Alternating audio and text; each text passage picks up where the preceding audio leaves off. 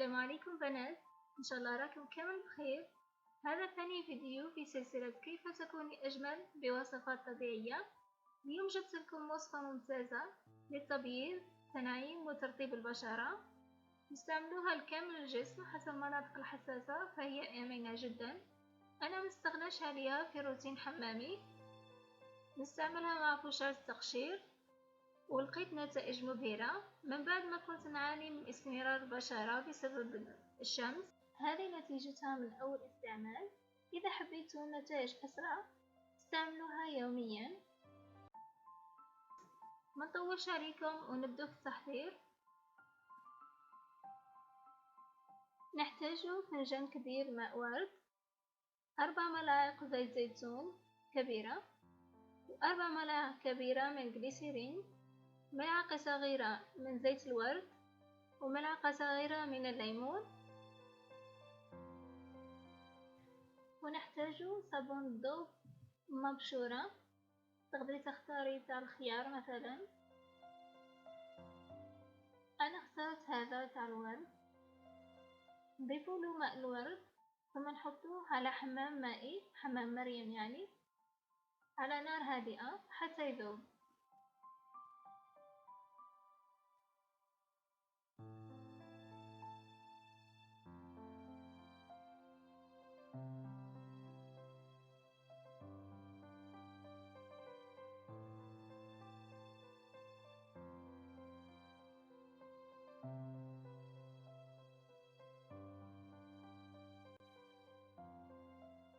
لما يذوب تماما نضيفوله باقي المكونات ونخلطه جيدا حتى يصبح قوامها كريمي.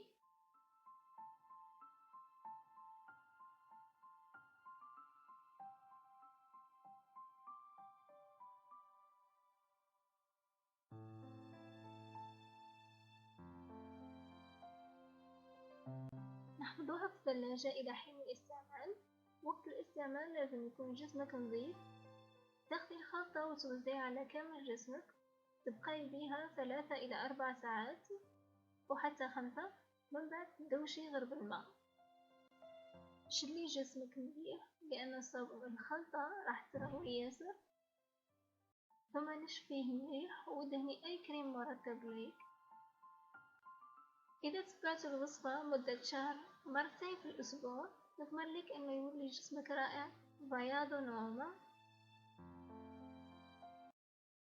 إلى اللقاء في فيديو آخر إن شاء الله. إذا عجبكم الفيديو اعملوا لنا لايك وشير للحلقة، واشتركوا في القناة وضغطوا على الجرس حتى يصلكم الجديد. سلام لؤلؤاتي الجميلات.